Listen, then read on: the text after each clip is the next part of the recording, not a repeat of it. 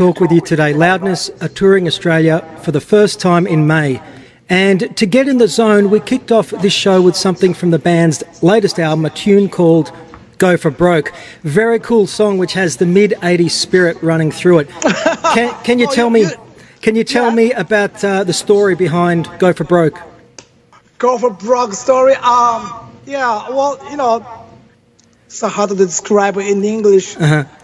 Just don't be afraid to do anything, just go for broke, whatever you believe, do whatever you believe, that stuff like that.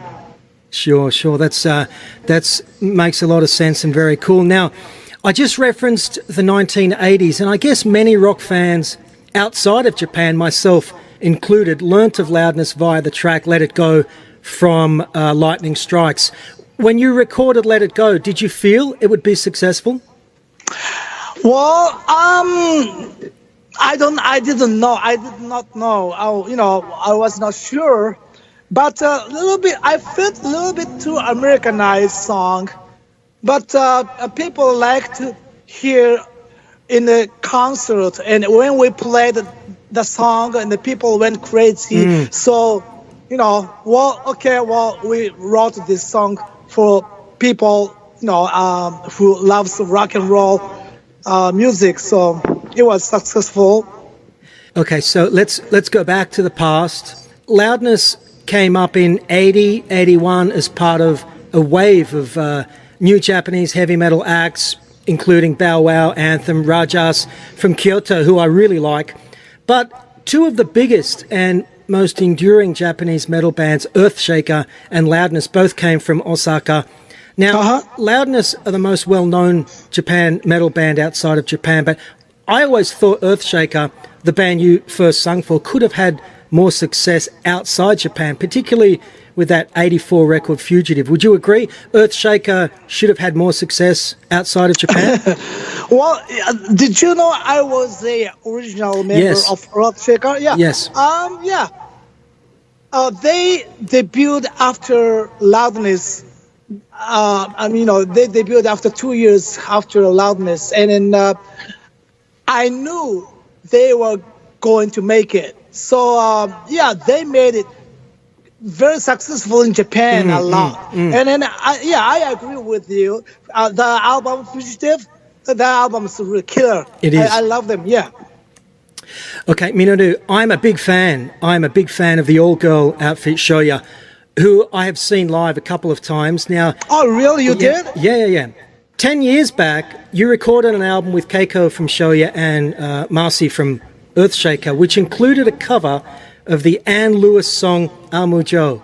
Wonderful song. Why did you record that? Were you a fan of Anne Lewis? Oh, no, actually, Keiko, she was a big fan of her. Yeah. So she wanted to sing that song big time. So, why don't you sing that, song for the album? And then we did. And me and Mashi, singer from Earthshaker, we like backup singers for her.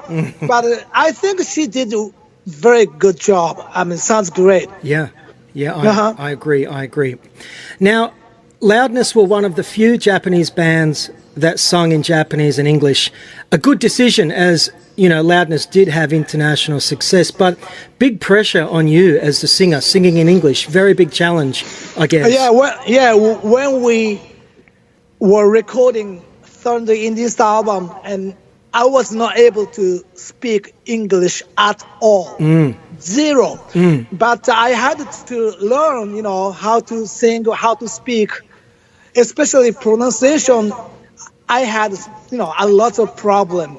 But, it took me a couple of months to be done whole songs for Thunder in the East album. And, it was so hard to sing for me in English. Still, it is hard. It's a big difference language between English and the Japanese. So, Japanese always have a problem to do something in English. So, well, I can recall reading in Billboard magazine many years ago that some Japanese fans in the mid-'80s were upset at the band singing in English, and they wanted Loudness to stay in Japan, keep singing in Japanese, correct? Well, yeah. I remember some of them were saying something like that, but most of them were, wished luck on Loudness, go for it, So, some of them, yes, they did, they said, but most of the people, they said go for it with English. Sure. No problem. Okay, so how does the songwriting process work? Do you have English-speaking songwriters as well who work on lyrics and pronunciation? Oh, of course, all the time. Okay.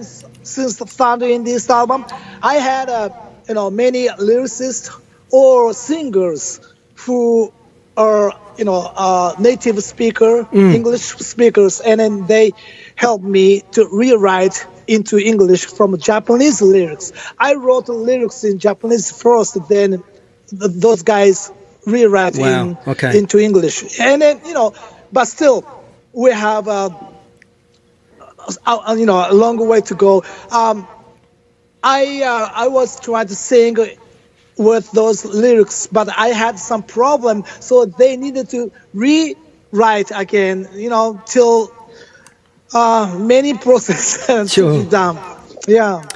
Okay, I want to talk about Munetaka Higuchi. So the influence of Munetaka in Japanese heavy metal continues to this day. And if I can I want to direct listeners to a couple of projects he was responsible for. Not just his tribute to Cozy Powell, but his incredible drumming instrumental album from 1983 called Destruction, and Mari Hamada's early albums Lunatic Doll and Romantic Night, which he produced and played on. Munetaka really was an incredible drummer. Oh yeah, well he was one of serious perfectionist. He was really tough on me all the time, and because he wanted to have great band, and then he produced people very perfectly produced, make songs, everything right, play music, everything right. He always checked so small detail, but and then eventually the album came out good. So he did a good job for Mari Hamada and also other Japanese artists, and he played also great drums on stage all the time. And also he was one of the leader of the band Loudness. He is big boss in a band. Okay. So we lost important guy. Sure. So sad. Now, you would be aware of the new Motley Crue movie, The Dirt, a band who you toured the US with in '84. How about a movie on Loudness? Movie on Loudness? Sure. I have no idea. But you know what? Our new CD, live CD, is coming out pretty soon. Okay. We recorded the 4-night show last year, and then you can have almost everything from Loudness. 4-night show, maybe 40 songs, maybe. So, just check them out. Cool. Okay, Live and DVD. You did some American